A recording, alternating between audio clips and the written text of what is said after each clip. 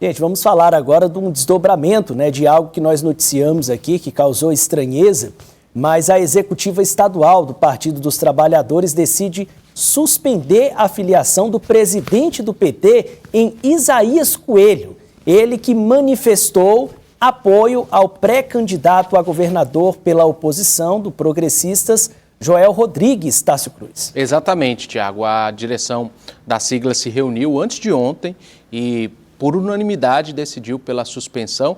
A suspensão é como se fosse um cartão amarelo, utilizando a linguagem do futebol. Ainda não é um momento de expulsão, mas é um forte indicativo de que pode ser que esse dirigente partidário do PT, lá Isaías Coelho, seja expulso no futuro, Tiago. O caso repercutiu muito, você já explicou bem. Ele chegou a fazer um vídeo com o pré-candidato do Progressistas, Joel Rodrigues, anunciando adesão, anunciando apoio a ele em sua pré-candidatura ao governo do Piauí, o que, claro, caiu como uma bomba dentro da sigla, já que nós estamos falando de um dirigente partidário, não é só um filiado qualquer, ele comanda a sigla lá no município de Isaías Coelho, então, por isso, o caso foi remetido ao Diretório Estadual do PT, que então deliberou sobre esse assunto. Nós tentamos, desde o dia, inclusive, da repercussão, até hoje, inclusive, com contato com o presidente do PT, Fábio Novo. Ele não teve agenda pública hoje, mas nós conversamos com a direção, que confirmou essa suspensão como uma etapa da punição que este dirigente vai ter, e a expulsão não está descartada, foi encaminhada também para a instância partidária. Membro da Executiva Estadual, vereador Dudu Borges, comenta. Por unanimidade, a Executiva, todos nós votamos pela suspensão imediata da filiação partidária do presidente do PT, lá de Isaías Coelho, e foi remetido para a Comissão de Ética do partido, que irá abrir um processo disciplinar e, obviamente, lá no final, tendo todas a ampla defesa do presidente e da direção do partido lá de Isaías Coelho, apresentado todo esse cronograma que a Comissão de Ética vai fazer, com certeza a Executiva Estadual vai bater o martelo final, se expulsa ou não o presidente. Mas, particularmente aqui, a minha opinião, é inadmissível. Se ele quer apoiar qualquer um outro grupo antagônico ao povo pobre desse país, ao povo pobre desse estado, e ele não quer participar desse processo e quer exatamente ao contrário, pois que ele, inclusive, se desfilie, porque, do contrário, com certeza a Comissão de Ética irá apontar isso e a Executiva suspendeu agora de imediato e iremos avaliar depois que a Comissão de Ética remeteu o relatório para nós. Agora é o prazo de correr o processo, quando também James Rodrigues vai ter a oportunidade, Lívia, de apresentar ali a defesa dele. Não sei o que se argumentaria numa situação como essa, né, Lívia?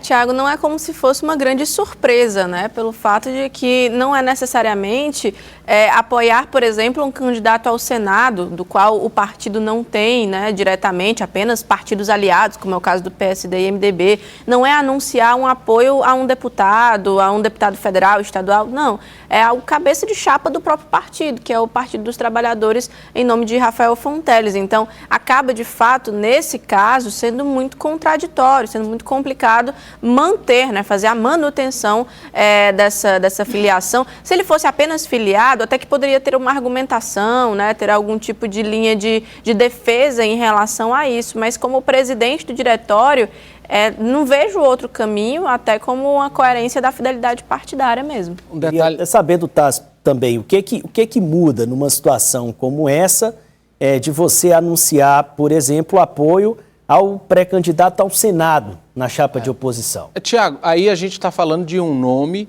que está dentro de uma coligação.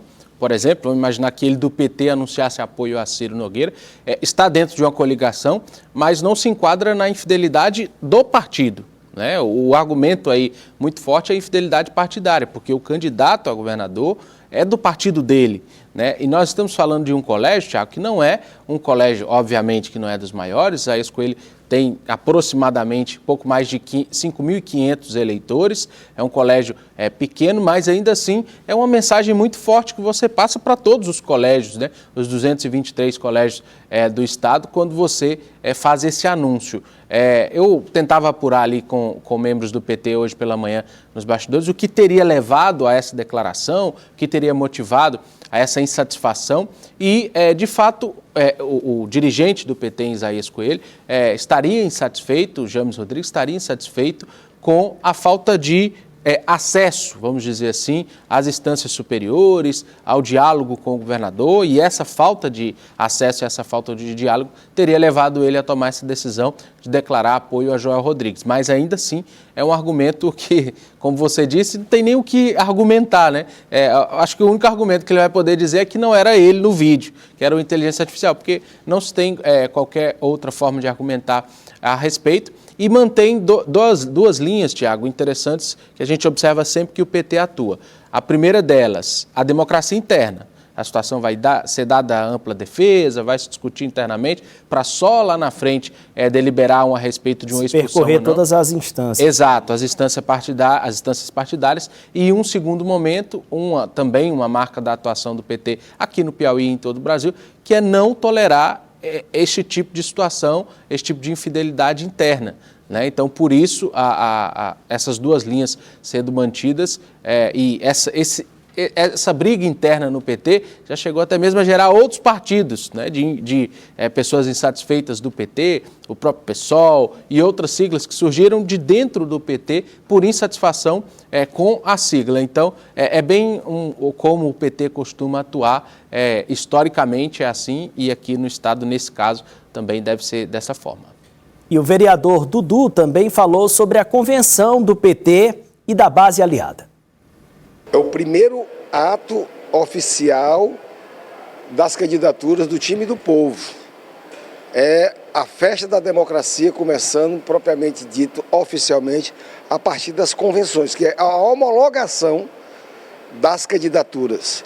Então, lá no Atlantic City, a partir das 14 horas, nós iremos fazer uma grande festa com o povo do Piauí, para mais uma vez, PT e seus partidos aliados reafirmarem o compromisso com o Brasil, com o Piauí, com o povo, sobretudo os mais pobres, para que esse projeto dê continuidade a nível nacional com o Lula, que teremos a homologação da candidatura dele e a nossa convenção nacional no dia 2, e esta de sábado agora, dia 25, com o time do povo, com o nosso pré-candidato que será homologado, Rafael Foteres, Bandeira, Júlio César, Marcelo no Senado, nossos estaduais e nossos federais, para que junto com esse time todo, a gente agora, ao prestar conta para o povo de tudo que esse grupo fez ao longo dos anos que governa esse estado, a gente possa reassumir o compromisso de continuar trabalhando para o Brasil, para o Piauí e, sobretudo, como eu disse, para os mais pobres. Lembrando, Lívia, que não é só os nomes da chapa majoritária que serão confirmados em convenção, mas também os candidatos a deputado estadual e deputado federal.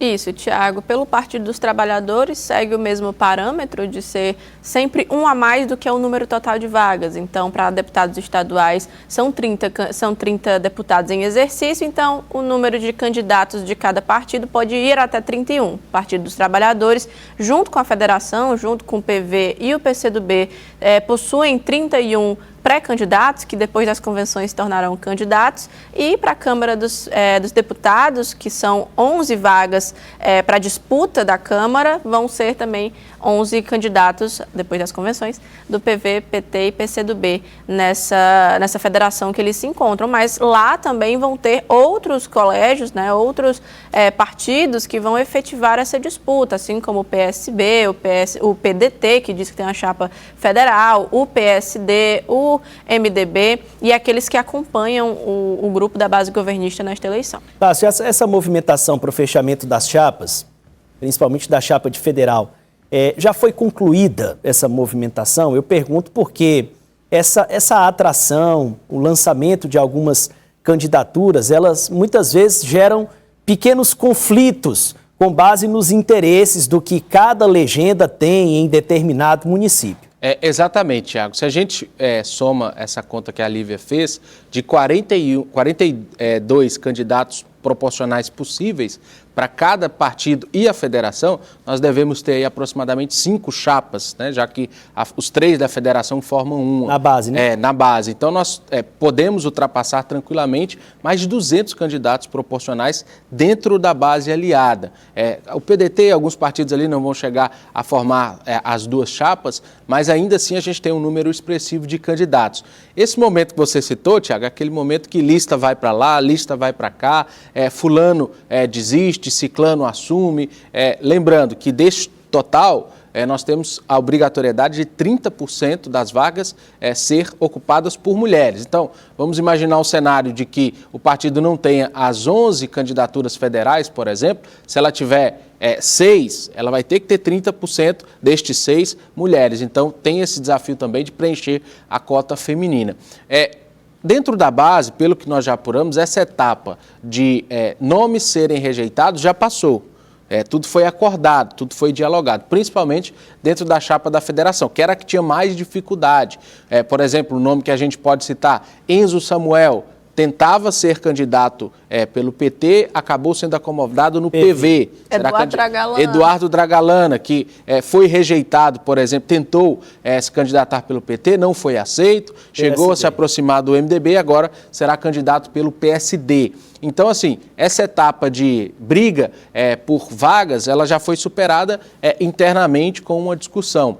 Mas existe sim em outros estados, outros partidos. Acompanhava pelas redes sociais o caso de Silva Iapichan, que é candidata indígena ligada ao bolsonarismo, candidata a deputada federal lá pelo Distrito Federal, que deu uma confusão na convenção. Foi barrada, o nome dela não foi autorizado como candidata, ela chegou a discutir com dirigentes ali no meio desse processo de fechamento. Aqui não, aqui tudo já previamente foi solucionado. Acho que até amanhã, sábado, certamente teremos acesso aí, toda a nossa equipe que vai acompanhar as convenções, as listas dos candidatos completas, dos homens, das mulheres que irão compor as chapas, porque aí o próximo passo é o do registro da candidatura e aí não tem mais volta, né? Aí já começa a se registrar as candidaturas. Um ponto interessante, Dudu, fala da convenção, né? O desafio da convenção também é tentar aparar, tentar pacificar essa situação que a gente tem dentro da base, que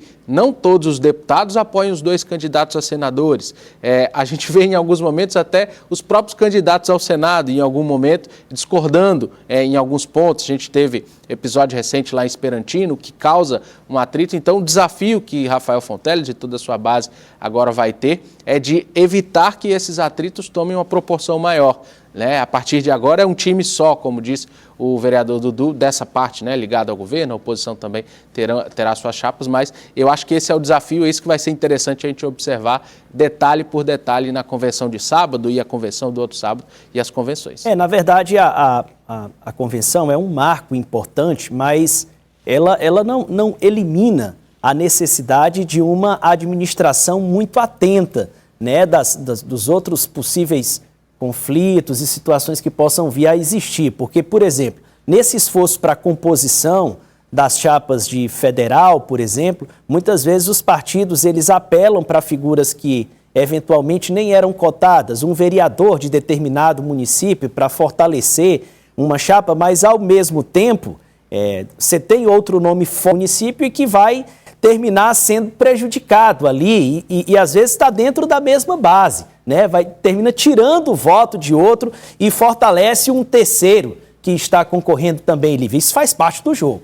Faz parte, Thiago. Por isso que as convenções, como você disse, o Tarso também explicou muito bem, é uma festa que celebra aquela decisão, celebra aquele projeto político, é um recado também que é dado para os adversários, para a base, para a militância, mas as decisões elas têm que ser prévias, até para evitar qualquer constrangimento, toda e qualquer documentação, acordos que são realizados, determinações de quem vai e de quem não vai, tem que ser feito de forma anterior. E nessa convenção convenção específica, antigamente era mais animado nesse sentido. Tinham já aconteceu, né, de ter decisões em meio à convenção, em meio ao evento, mudar o jogo, mudar o que iria acontecer na estratégia daquele partido. Mas agora não, nessa convenção em específico, desses partidos maiores, das coligações maiores, a gente percebe já uma harmonia no sentido do que vai e do que não vai acontecer. Existem algumas interrogações que não foram ainda sanadas por completo, como, por exemplo, a pré-candidatura de Lourdes Mello, do PCO, que sempre fica para o último dia para saber se vai ou se não vai. Tem também sobre Doutor Pessoa, que não vai seguir o partido em relação ao apoio ao pré-candidato Joel Rodrigues, então tem que saber se ele vai ser candidato, se ele vai ser candidato pela base, se ele vai para a convenção, que vai ser junto com progressistas. Tem também aquela história do ex-prefeito, ex-vice-prefeito Robert Rios, que queria poder também disputar a vaga pelo Senado pelo MDB, que poderia levar essa possibilidade para as convenções, mas isso não foi tratado de forma prévia, de forma anterior, né? Já estamos na semana da convenção. Então, existem algumas interrogações, algumas dúvidas que não foram respondidas, mas que o tempo dirá para saber se, de fato, quem vai e quem não vai disputar as eleições deste ano e em que contexto, né? Isso Fazendo pode uma analogia de animação, tem carruagem que vira abóbora depois da convenção, que não se concretiza a candidatura e por isso é necessário se observar detalhadamente. Nós tivemos recentemente uma desistência importante dentro da base, né, Lívia, que chegou a ser, alguns dias atrás, publicada, a ex-deputada, né, Vanessa Tapetin, lá de Oeiras, um colégio importante, que veio a público e confirmou a sua desistência, que não vai ir para a convenção para ser candidata. Chegou a assumir na Constituição. Chegou a assumir. Assim, é um momento de definição para os pré-candidatos, que se colocam ou não o seu nome, se vão ser candidatos ou não. Então, é interessante a gente observar as convenções políticas. Mas, no caso, é porque essa informação da Vanessa, da deputada Vanessa, a gente já vinha falando há algum tempo, ela confirmou, acho que ontem, né, no Instagram, mas eu não vi se o tio dela, o Mauro Tapetin, ele vai disputar no lugar Isso, ainda dela? não foi esclarecido bem dentro da família, mas na convenção é o momento de se esclarecer, principalmente ali na convenção do MDB, que será no mesmo espaço. Uma família que tem tradição política, exato. lá na primeira capital, Oeiras.